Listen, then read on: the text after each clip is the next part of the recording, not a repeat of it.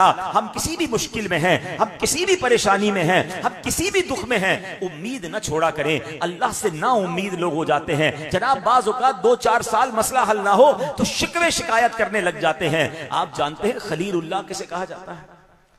किनका लक़ब है बताएंगे आप? हजरत इब्राहीम अला नबीना अलैहिस्सलाम। खलील कहते हैं किसको? दोस्त को। अल्लाह के दोस्त हैं। और आपको पता है आपको हजरत इस्माइल अला नबीना अलैहिस्सलाम कितनी उम्र में अता हुआ? अपने 99 साल की उम्र तक दुआ की। हजरत इब्राहिम ने 99 ईयर्स साल की उम्र तक दुआ की और 99 साल की उम्र में आपको हजरत इस्माइल नबीना अलैहिस्सलाम मिले। आप मायूस ना हुए, आप माअज़ल्लाह बदज़न ना हुए, आपने कंप्लेन ना की। खलीलुल्लाह है।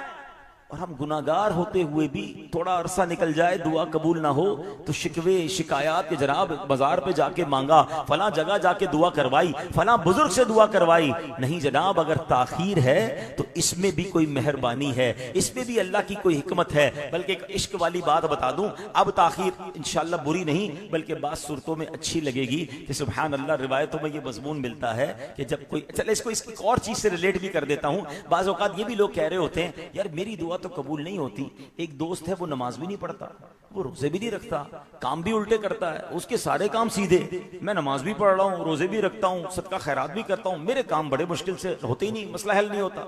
शैतान है ना, वसवसे डाल रहा है। अब सुनो, रिवायतों में आता है कि जब कोई फासिक, फाजिर, काफिर अल्लाह से दुआ करता है ना, अल्लाह फरिश्तों से फरमाता है इसका काम जल्दी कर दो, मुझे इसका मांगना पसंद नहीं आ रहा, जिसको जल्दी फारिग करो।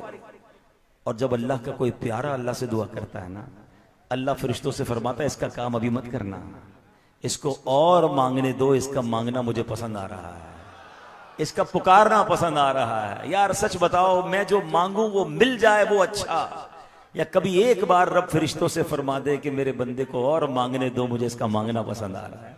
तो जल्दी नहीं मचानी, मांगते रहिए। सुभान अल्लाह, दुआ मांगने में फायदा ही फायदा, नुकसान नहीं। रिवायतों में आता है दुआ 3 बातों से खाली नहीं होती। अब मैं इसको थोड़ा सा दुनिया की एग्जांपल में समझा दूं कि अगर मैं आपको ये कहूं कि आप जब जब दुआ मांगेंगे ना, 3 गिफ्ट बॉक्स हैं, 3 में से 1 गिफ्ट बॉक्स मिलेगा और तीनों कमाल के हैं। अब आप सोचे कितनी दुआ मांगेंगे, हर दुआ में गिफ्ट मिलेगा, हर दुआ में गिफ्ट मिलेगा। अब मैं आपको हदीस पाक सुनाने जा रहा हूं। आका अलैहिस्सलाम फरमाते दुआ 3 बातों से खाली नहीं होती, 3 में से एक चीज जरूर हो जाती है। नंबर 1, या तो वो जो मांगता है उसको मिल जाता है। हम जो मांगते हैं हम उसी को असल में समझते हैं दुआ कबूल हुई ना, कि यार मिला नहीं तो इसका मतलब दुआ कबूल नहीं। आका फरमाते या तो जो वो मांगता है वो मिल जाता है, या उस दुआ की बरकत से उस पर आने वाली किसी मुसीबत को टाल दिया जाता है। तीसरे नंबर पर फरमाया या उसके लिए कयामत के दिन सवाब जमा कर दिया जाता है। जब वो बरोज़े कयामत पहुंचेगा और पहाड़ जितनी नेकियां देखेगा तो वो अल्लाह से कहेगा मौला मैंने तो ये नेक अमाल नहीं किए। तो इरशाद होगा ये वो दुआएं हैं जो तुमने दुनिया में मांगी थी, वहां कबूल ना हुई, इनका अजर आखिरत के लिए जमा कर दिया गया। हदीस के अल्फाज हैं, बंदा तमन्ना करेगा काश दुनिया में कोई दुआ कबूल ही ना होती, इतना अजर मुझे आखिरत में मिल रहा है। इसका मतलब ये हुआ जब जब मैंने दुआ मांगी, जब जब अल्लाह को पुकारा है, उसका मुझे बेनिफिट जरूर हुआ है। अगर आंखों से नजर नहीं आ रहा तो मेरे रब ने बेहतर फैसला फरमाया होगा। अब मिसाल के तौर पे आपने दुआ मांगी या अल्लाह कारोबार में बरकत दे, उर्स पर भी गया हूं, हजरत मासूम शाह बुखारी के मजार पर भी गया और जनाब रात भर इबादत करता रहा और दुआ रब से मांगी, मगर कारोबार में बरकत तो नहीं हुई। रमजान में भी 15,000 की सेल थी, रमजान के बाद भी जनाब 12,000 की हो गई क्योंकि ईद भी चली गई, सेल तो नहीं बढ़ी। लोगों ने कहा था दुआ मांगो तो कबूल हो जाएगी। मुझे बताएं आपकी सेल 15,000 से दुकान की 20,000 हो जाए, ये अच्छा है या अल्लाह ना करे दुकान में आग लगने वाली थी, अल्लाह ने वो आग बुझा दी, अल्लाह ने वो आग टाल दी। आपका मेरा एक्सीडेंट होने वाला था, टांग टूटने वाली थी, अल्लाह ने उस आफत को दूर कर दिया उस दुआ की बरकत से, तो वो ज्यादा बेहतर हुआ। या मेरा कारोबार बढ़ जाता। तो अल्लाह के फैसलों पर यकीन रखें ना। और कुछ चीजें तो महसूस भी होती हैं, आपको भी होती होंगी यार। चलते चलते हम बच जाते हैं किसी एक्सीडेंट से, हैं? नहीं होता, ब्रेक लगा देते, अरे यार बच गया, गिरते गिरते बच गया, बच्चा गिरते गिरते बच गया। अचानक आप देखते हैं 1 सेकंड, 5 सेकंड, 2 सेकंड के फर्क से मैं किसी हादसे से बच गया। ये कैसे बच गया? ये कोई दुआ थी, ये कोई सदका था, ये कोई नेकी थी जो आपके आड़े आई है और आपको इस मुसीबत से बचाया है। आप कोई कारोबार शुरू करने लगे थे, ऐसा कई बार हुआ होगा, किसी कारोबार में, किसी रिश्ते में, किसी मामले में वो काम जब नहीं हुआ आपको बड़ा अफसोस हुआ होगा कि यार ये काम हो जाता तो कमाल हो जाता, मगर थोड़े अरसे बाद पता चलता है कि यार अल्लाह ने बचा लिया, इस काम में और दोस्त गए थे वो तो फंस गए, उनके तो पैसे खराब हो गए, उनका फला नुकसान हो गया, यार अल्लाह ने कितना अच्छा मेरे लिए फैसला फरमाया। उस वक्त समझ नहीं आता, मगर बाद में बाजों का दिखा भी दिया जाता है। तो यकीन करें ना अल्लाह पर, ठीक है। तो पहला मदनी फूल क्या सीखने को मिला कि उम्मीद नहीं छोड़नी है। दूसरी बात, जब भी उम्मीद के साथ रब्बे करीम की बारगाह में खुलूस नीयत और सिद्क के दिल से दुआ की जाए, वो दुआ जरूर कबूल होती है। देखे ना हजरत मरियम ने क्या दुआ की थी, हजरत मरियम की वालदा हन्ना ने क्या दुआ की थी रहमतुल्लाहि ताला अलैहा, के बुढ़ापे के बावजूद, ऐसी उम्र में औलाद नहीं होती, अल्लाह ने बेटी अता फरमाई और बेटी भी वलिया है। और हाल ये हुआ कि दूध पीने की उम्र में ही करामतों का ज़ुहूर होना शुरू हो गया। अच्छा, एक और बड़ी प्यारी बात मुफ्ती अहमद यार खान नईमी रहमतुल्लाहि ताला अलैह मुफस्सिर कुरान भी हैं, उन्होंने इस आयत के तहत बड़ी प्यारी बातें लिखी। आप फरमाते हैं कि कुछ लोगों का अपने आप को दीन के लिए खालिस कर देना जरूरी है। अगर सब लोग दुनिया में मशगूल हो जाएं तो दीन कैसे कायम रहेगा। काश मुसलमान इससे इबरत पकड़ें और अपनी बाज औलाद को खिदमत दीन के लिए वक्फ कर दें, जिन्हें बचपन से ही तैयार करें। मगर अफसोस, अब मुसलमान की नजर रोटी पर रह गई। मगर याद रखो, तुम्हारी इज्जत दीन से है और दीन का बाकी रहना उलमा और सालिहीन से है। अगर अपनी बका चाहते हो तो अपनी जमात में ऐसे लोग ज्यादा बनाओ। रब्ब करीम फरमाता है, फलौला नफर मिन कुल्ली फिरकतिन मिनहुम ताइफतुन लियतफक्कहू फिद्दीन, फरमाया तो क्यों ना हुआ कि उनके हर गिरोह में से एक जमात निकले कि दीन की समझ हासिल करे। फलौला नफर मिन कुल्ली फिरकतिन मिनहुम ताइफतुन लियतफक्कहू फिद्दीन। अब सोचे, यानी एक जमात होनी चाहिए तुम्हारे अंदर, कुछ लोग होने चाहिए जो दीन के लिए वक्फ हों, दीन को सीखें। आज लोग क्या कहते हैं, यार फैमिली में एक डॉक्टर होना चाहिए, फैमिली में एक वकील होना चाहिए, फैमिली में जनाब कोई ऐसा बंदा हो जिसके असर और रसूख हो। सच्ची बात यह है, फैमिली में एक आलिम दीन होना चाहिए। हाँ, इंशाअल्लाह घर में आलिम होगा, पूरे घर का नक्शा बदल देगा। हम दुनिया के पीछे भाग रहे हैं जो फजीलत उलमा की हैं। हदीस में मजमून मिलता है कि कयामत के दिन जब और लोग जन्नत की तरफ जाएंगे, उलमा को कहा जाएगा रुक जाएं और लोगों की शफाअत करें, अपने साथ जन्नत में ले जाएं। अगर मेरा बेटा आलिम हुआ, मेरी बेटी आलिमा हुई, मेरे खानदान में कोई आलिम हुआ और मैंने उसको आलिम बनने में मदद भी की हो, इधर तो हौसला तोड़ते हैं लोग, मौलवी बन के क्या करेगा भाई। कुरान कह रहा है कम से कम कुछ लोग तो अलग करें हमारे घर से। अच्छा, फिर करते क्या है, ये भी बड़ा मसला है। फैमिली में अगर किसी को आलिम या मदरसे में भेजना है ना, हाफिज बनाने के लिए मदरसे भेजना है, तो बच्चा भी वो भेजना जो हमारे काम का नहीं है। क्या करेंगे, मिसाल के तौर पर किसी के 4 बेटे हैं ना, एक बेटा बड़ा होशियार, हिसाब किताब में बड़ा माहिर, कहते हैं इसको तो अकाउंटेंट बनाएंगे, इसको हिसाब बड़ा अच्छा आता है। दूसरा बेटा वो जरा घर के पुर्जे उर्जे भी ठीक कर लेता है, इसका दिमाग बड़ा चलता है, इसको इंजीनियर बनाएंगे। तीसरा बेटा सबक में बहुत पक्का, और इसको डॉक्टर बनाएंगे। चौथा किसी काम का नहीं, ना सबक याद कर रहा है, रोज शरारतें कर रहा है, चीजें तोड़ रहा है, समझ भी इसकी थोड़ी कम है, इसको मदरसे में डाल दो। यानी बच्चा भी अल्लाह की राह में वो देना जो हमारे काम का नहीं। होना क्या चाहिए, सबसे बेस्ट बच्चा, बेहतरीन बच्चा, जो सबसे होशियार हो। बंदा कहे कि इंशाल्लाह इसको आलिम बनाऊंगा, पूरी दुनिया में जाके दीन का डंका बजाएगा। अल्लाह के लिए देना है ना, अल्लाह ने और दे देने हैं, और उस बच्चे ने फिर आपके लिए जो मगफिरत का सामान करना है। तो अल्लाह करे यहाँ जो हजरत मासूम शाह बुखारी रहमतुल्लाहि तआला अलैह के मजार पर आए, ये नियत करें या तो आप खुद आलिम बन जाए। दावत इस्लामी ने कितना आसान कर दिया है, बच्चों के लिए मदरसतुल मदीना बनाए, जामियतुल मदीना आलिम बनने के लिए बनाए। जो कारोबारी लोग हैं उनके लिए नाइट क्लासेस शुरू कर दी कि जनाब रात को आकर आप पढ़ लें, इल्म दीन हासिल करें। अच्छा, फिर आलिम रात को भी नहीं पढ़ सकते, ऑनलाइन पढ़ना चाहे तो पढ़ लें। यानी देखें, जिस अल्लाह के वली से आप मोहब्बत करते हैं ना, एक बात याद रखिए, अल्लाह ने किसी जाहिल को अपना वली नहीं बनाया। 2 बातें हमेशा याद कर ले, ये बड़ा प्रॉब्लम है आजकल। जनाब 6-8 मालाएं कोई पहन ले, 10-12 अंगूठियां पहन ले, और लंबे लंबे बाल रख ले, ओ बाबा बड़ा पहुंचा हुआ है। बाबा कहीं और ही पहुंचा हुआ है। जो बाबा शरीयत पर अमल नहीं करता, याद रखिए, अल्लाह ने किसी फासिक को अपना वली नहीं बनाया और अल्लाह ने किसी जाहिल को अपना वली नहीं बनाया। अल्लाह ने जिसको अपनी विलायत से नवाजा है उसको इल्म भी अता फरमाया, उसे तकवा भी अता फरमाया। ये जो अजीब अजीब बातें कुछ लोग कर रहे होते हैं ना, तकवा जनाब शरीयत अलग है, तरीकत अलग है, रास्ते अलग हैं।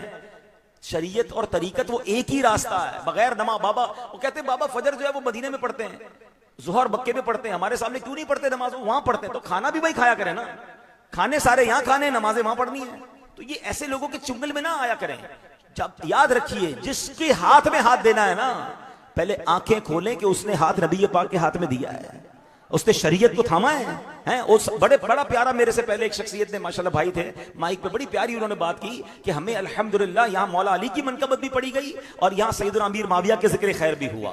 तो ये हमें असल हमारा जो जिसको कहते हैं पैमाना ये है कि हमने उसका दामन थामना है जिसने अल्लाह का, अल्लाह के रसूल का, सहाबा का, अहले बैत का, औलिया इकराम का दामन थामा है। सबके लिए अदब वाली बात करता है कि नहीं करता, ये पहले देखना जरूरी होता है। तो आज हम जो बात कर रहे हैं कि अपने, ये प्रॉब्लम पता है क्यों है, हम इल्म सीख नहीं रहे तो लोग हमें पागल बनाते हैं। लोग जनाब जहालत की वजह से हमारे बहुत सारी मासूम तो नहीं कहूंगा, बेवकूफ लोगों को ले जाते हैं। अगर हम इल्म दीन सीखने वाले बने तो कुरान और सुन्नत के जरिए समझेंगे भी और समझा सकेंगे। जो लोग करामत का इनकार करते हैं, मैं उनसे सवाल कर रहा हूं। मैंने आपको अल्लाह की किताब पढ़कर सुनाई है, हजरत मरियम अल्लाह की नबी हैं?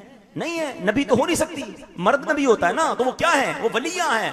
उस वलिया की करामत का जिक्र कुरान में मौजूद है। बेमौसम के फल वहां आते हैं और अल्लाह के नबी जहां वो मौजूद थी वहां जाकर दुआ करते हैं, अल्लाह उनकी दुआ कबूल फरमाता है। इससे करामत का सबूत भी मिला। इससे मज़ारात औलिया या अल्लाह वालों के जहां उन्होंने इबादत की, उनकी चिल्लागाह हो, वहां जाकर दुआ की जाए, दुआ कबूल होती है। इसका सबूत भी हमें कुरान से मिल गया।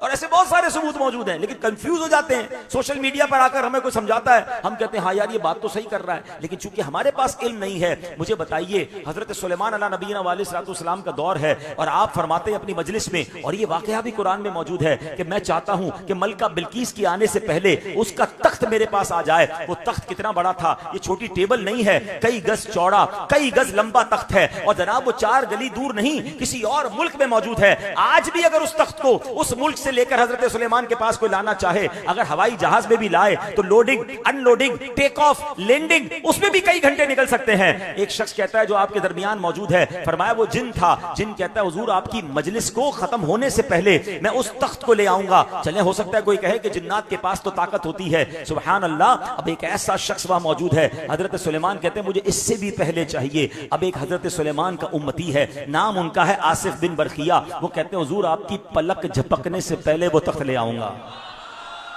ये वाकया किसी की स्टोरी बुक में नहीं, अल्लाह के मुबारक कलाम कुरान मजीद में मौजूद है। और होता क्या है, कुरान कहता है अभी बात पूरी होती है, अभी ये गुफ्तगू हो रही होती है, और बल्कि बिल्कीस का तख्त जो है वो हजरत सुलेमान के सामने मौजूद होता है। अब वेरी सिंपल, आसिफ बिन बरखिया क्या ये नबी हैं? ये नबी नहीं हैं, उम्मती हैं। किसके उम्मती हैं जरा बताओ?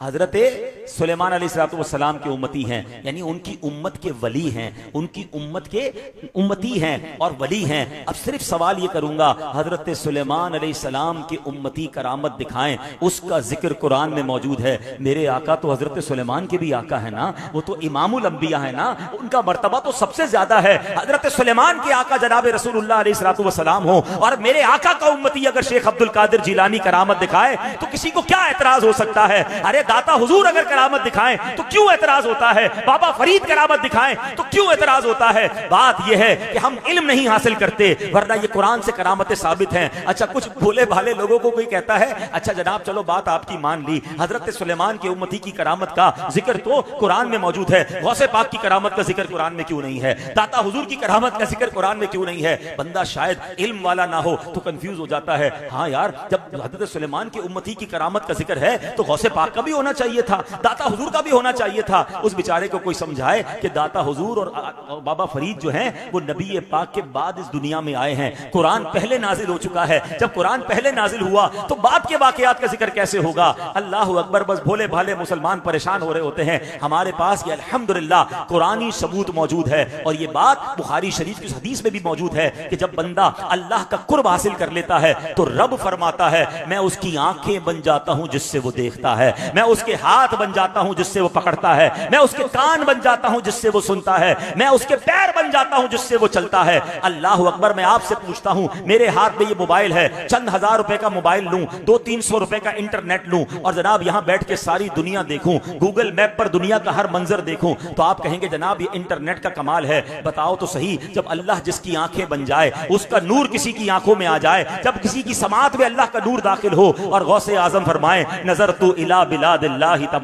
नज़रतु इला बिलादिल्लाहि जमअन का खरदलतिन अला हुक्म इत्तिसाली। कहते मैं अल्लाह के शहरों को इस तरह देखता हूं जैसे मेरे हाथ पर राई का दाना पड़ा हुआ है।